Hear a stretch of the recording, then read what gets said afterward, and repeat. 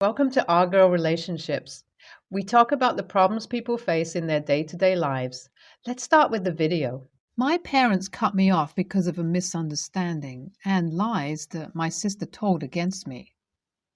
My parents are big on generational wealth. So they taught my sister and me about financial literacy and how to run a business.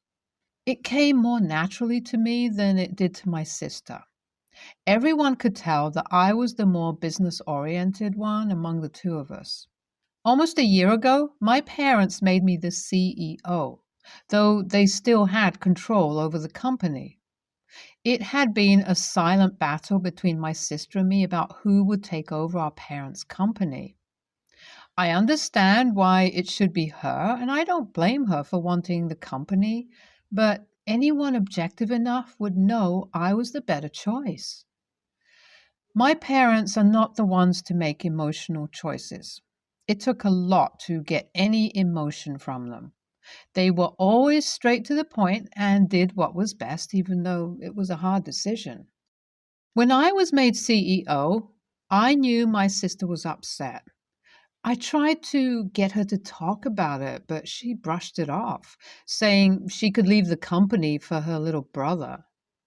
I knew she was hurting inside, but if she wouldn't be open about it, there was nothing I could do. I also wanted the company, so it's not like I would give it up. My parents had their way of running the company, but once I became CEO, I decided to change some things.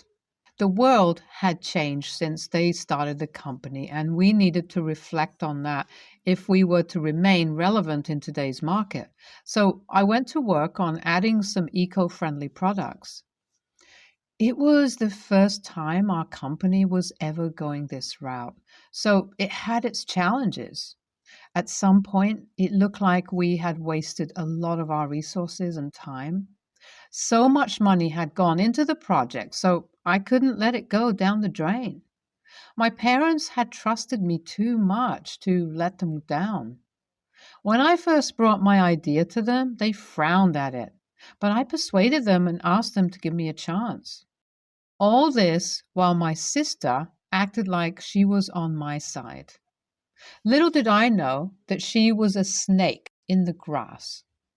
We found out that someone had paid some people to write badly about what we were doing. So it looked like no one should trust our new product because it was an attempt to prevent us from going bankrupt. So we were trying to bring out something popular with materials that were below standard. I couldn't tell the specifics of what the product was because of confidentiality reasons, but I hope with what I have shared, you can understand me. My parents were so upset, and it was hard for me to get them to listen to me. I was busy in meetings when the news came out, so I didn't even see it until much later. I had missed several calls from my parents, and honestly, I was glad I did.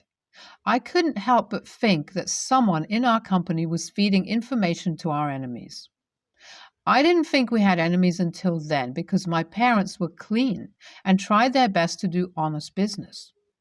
I told my sister to buy time for me with my parents and tell them I would explain everything during our Christmas dinner. It was a custom for our family to always have dinner at our family house every Christmas. I was so glad when she told me she had spoken to them and they agreed, though they said they wouldn't give me any more time past Christmas. So I had better have a good explanation. I asked for that time because I knew we were onto something. We had done our research and made all the marketing materials ready. This time I worked with only the product managers, the production team, and the marketing strategists. My sister did the finances, so I didn't tell her even though she was very inquisitive. But for some reason, I never really got around to filling her in. Not because I suspected her or anything, it just didn't happen. My sister called me and said not to bother coming home for the Christmas party because it was cancelled. She said Dad and Mom decided they needed a break from all the bad news, so they traveled. She said they mentioned that they wanted some time to themselves. I was disappointed because I had hoped I could explain everything to them properly, like I had told them I would. But then I thought if they were willing to go on a trip instead of getting my explanation, it must have meant that they believed me. I consoled myself by saying everything would have hit off by the time they came back, so they would be welcomed by the fantastic results we were getting. The party was supposed to be the next day, so I didn't go. Would you believe me if I said that we had a pre-launch to see how it would go, and it was over the roof? The pre-launch was for a select group, but we decided to bring the official launch closer because of how well it went. We have the best marketing team. I didn't like that my parents were not around to see what we did. Days later, my mom called me to say that she was disappointed in me, and she and dad put so much trust in me that they gave me the company instead of my elder sister. I tried to explain, but she said they gave me time. So I was being written off and I was no longer the CEO. I knew something was off. My parents' house was about 2 hours away from mine, so I decided to go there immediately. I came to find out the Christmas party was held, but because of my no-show and all the horrible things my sister said about how badly I was running the company, they decided to cut me off. It all made sense to me then. My sister had never been interested in the nitty-gritty of the company. She just made sure that we had an excellent bottom line. However, she became more interested and wanted to know what was happening. My parents were confused. They heard two different things from their children, who they had put in charge of the company. I confronted my sister, and she didn't deny anything. She said I was too nice, so I didn't notice. She paid those who wrote fake news about our company. She had hoped that our parents cut me off then, but it wasn't enough. So she knew she had to do something. She said I helped her with her plan when I told our parents to wait till the Christmas party for an explanation, because all she had to do was make me miss it so they would think that everything she had told them was true. She said they had already made her sign some papers and she was supposed to take over from me. She said I should be grateful to her for helping me get out without so much embarrassment because the product failed anyway. It was then it dawned on me that she didn't know that it was a success. The last thing she knew was that we hit some roadblocks, and we have yet to discuss it again. She said she could tell I avoided talking about the product, which was unusual because I bragged about my successes. Hence, she knew that I had failed. It's funny, but I had watched a movie the week before about someone who was framed. I remember her recording the individual as they confessed. So I recorded my sister as she spoke. That was my weapon. But an even greater weapon was the fact the product was a success. But no one knew it yet. I also knew that she sometimes tampered with the finances for her gain. The way I saw it, it wasn't so much to affect the company, so I let her be. After all, it was her company, and I felt a little guilty because I knew she wanted my place. I gathered all my evidence from my sister to receive the shock of her life on the launch day. We already have thousands of pre-orders, so launch day would be perfect. I got my parents to agree to give me an audience one more time, but not immediately. My dad was upset that I was making them wait again and threatened that if I didn't show up again, he wouldn't only write me off, he would put me in jail. Knowing my dad, I knew he wasn't joking. Of course. My sister wasn't happy they were listening to me, but she wasn't very bothered because she thought she had won and I was defenseless. I asked my parents to come by the office on the launch day. We set up the conference room to show our back-end monitoring for sales. Once we went live, We sold over 50,000 products in less than an hour. My parents were overjoyed, but I could tell they were also confused because of all the lies my sister had fed them. Then I played the recording and showed them that my sister had been taking money that she wasn't supposed to be taking. My sister looked like she wanted the ground to swallow her. My dad demanded an explanation from her. She said it was my parents' fault and that they made her do what she did because the company was supposed to be hers. But they chose me instead because I was a boy, even though she was older than me. My father told her that it had nothing to do with gender and that he and my mom just picked who they felt would be able to deliver, and they were glad they made the right choice. He added that he understood her twisted mentality in some way because she was jealous of me. However, he didn't understand why she stole the company's money. He concluded that she would pay the price since she did everything to make them disown me. Effective immediately, she no longer worked in the company and had no right to it. He said with sadness in his tone, "Daddy's little girl isn't so little anymore, so she has to face the consequences." My sister looked at me with so much pain and hatred and left. I wasn't expecting my parents to disown her. I just wanted to uncover the truth and get what I finally believe is rightfully mine. AIAH for getting my sister disowned and jobless? NTA, your sister didn't care about you and was ready to see you go down so she could take your place. She deserves everything happening to her and more. NTA, you only said your truth, and your sister was found wanting. Your parents must have known that she wasn't credible. That's why they picked you. So make them proud and never think that you don't deserve the company or that you took it away from your sister. I'm male 30. My little sister, female 25, is getting married. I'm super excited for her. She's getting married to a great woman who she loves. They make a great couple, and I know she's always wanted to get married. My sister and I have always been close growing up. She's probably one of my best friends. I was one of the first people that she told that she's getting married. She asked me to be her best man, and I enthusiastically agreed. Things were going great until her engagement party this weekend. The plan was brunch at 10:30 and then to go to my sister's place and chill. It worked since it was only 5 people. It was less of an engagement party and more of a casual get-together. Now, I'm someone who loves to sleep, especially on the weekends. I'm a bit of a workaholic and tend to be the last one out of the office, first one in. I'm married to my job.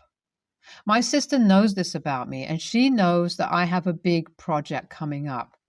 So on Friday, I was at the office until 9 and didn't get home until 10. I passed out and slept through my alarms. I woke up at 11. By the time I rolled out of bed, I had already missed brunch.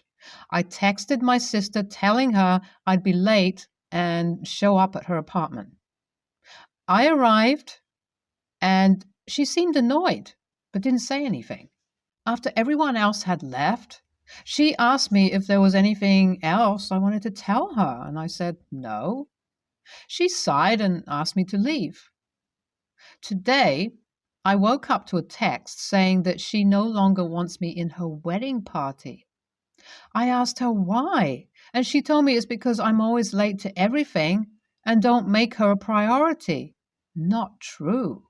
I tried to argue, but she completely shut down the conversation.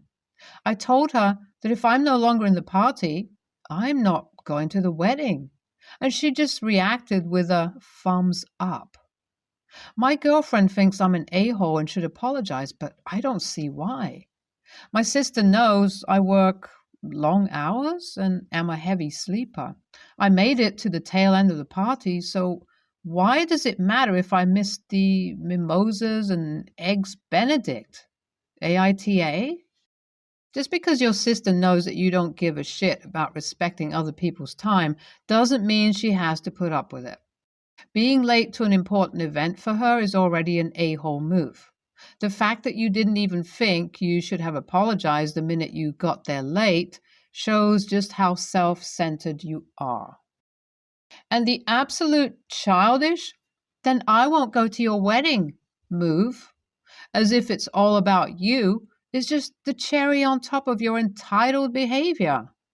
YTA, stop making excuses. You are not the victim in this situation. YTA, I would have maybe been more inclined to be on your side if you genuinely seemed sorry, but you think being married to your job is some badge of honor that gets you out of being responsible for the other obligations in your life. Newsflash, it doesn't. Based on her reaction and your attitude about how everyone knows this, I would almost guarantee you have let her and other people in your life down more than once. Reap what you sow. If you want to commit your life to a job, that's on you, but don't expect everyone else to let you get a free pass on showing up for them. YTA, not for sleeping through your alarm on one occasion, but for how you handle it. I find it odd that you don't seem to make any adjustments. If you sleep through your alarms, get a louder alarm. I get tired. I've worked 13-hour shifts several days in a row at a time, but I still set my alarm and went in the next day. If you can turn up to work after a day like that, you can turn up to a party where you are expected. Or at least apologize. I can't believe you never apologized for missing half the party. Of course she kicked you out of the wedding party. You've made it clear you'll probably miss her wedding ceremony and turn up without an apology several hours later. If you want to be in the party, you need to be bloody on time at bare minimum. And you've made it clear you just can't be relied upon to take that seriously. It sounds like you regularly flake on your sister. If this had been a one-off, I can see how it might be an innocent mistake. But your sister gives the impression that you frequently turn up late without apologizing, and you clearly don't believe you need to apologize for flaking or turning up late. I love my mom. I wouldn't say we're close, but I do love her. She's never had the best relationship with my wife. Nothing awful like you read on JNMIL, just a bit tense and awkward around each other. Then my wife exposes my mom's relationship to the family before my mom was ready. My mom had told everyone how much she hated this man for years and gone on some public smear campaign. And I guess they weren't really officially dating at the time, and she didn't want anyone to know. Honestly, my wife was just gossiping, but I think my mom overreacted. She went on a nasty rant about my wife, and I cut her off for about 6 months. My mom has never really apologized and said we need to apologize to her. Now, 2 years later, she is marrying the guy. I did try to get her to reconcile with my wife, so they visited one time, but that was a disaster, and my mom feels my wife was an awful host. Anyways, my mom called me and invited me to the wedding, but said my wife can't come. She said she doesn't care if it is bad etiquette. My wife has treated her badly and she does not want to have to see her. I said I was sorry, but could not publicly disrespect my wife like that. My mom made a snarky comment about how she didn't actually expect any better from me, so I hung up. Now, the entire family is treating me like trash. They are saying I need to suck it up because weddings are special and just let her have what she wants for one day and then work on boundaries, and I owe it to her. Her brother sent me a nasty message about how my wife gossiped, was a bad host, and how dare I expect my mom to follow etiquette when my wife can't. I feel really bad, but to be honest, I'm not sure how much she even cares. We aren't close. The people she is actually close to are going to be there, and I feel like I need to defend my wife. NTA. It doesn't matter who it is in your life. You don't owe anyone anything. You don't owe your mother time just because she gave birth to you. You don't need to forgive people, and you certainly don't need to create boundaries after a certain event, in this case, a wedding. I feel that if you would go, YWBTA to your wife. And only set yourself up for more boundary pushing from your mother, who, by the way, already said she didn't expect much from you. Family is just the unfortunate people you were born with. True family are the people you choose to be in your life, to be supportive and loving. This is a tough one. It sounds like your mom and your wife had not ever really gotten along anyway. Your wife had no business telling everyone your mom was seeing someone, especially since your mom was trying to figure out if she even liked the guy. It then turned out that they apparently worked out their differences and fell in love, to which your gossipy wife goes and tells everyone what is going on, despite the fact it was your mom who should have had the rights to tell. I'd be pissed too. Then they make an attempt to mend fences, and your wife gets called a bad host, which you do not elaborate as to why, which is to me a piece of information that would be helpful to the story. Maybe your wife was shitty to your mom then.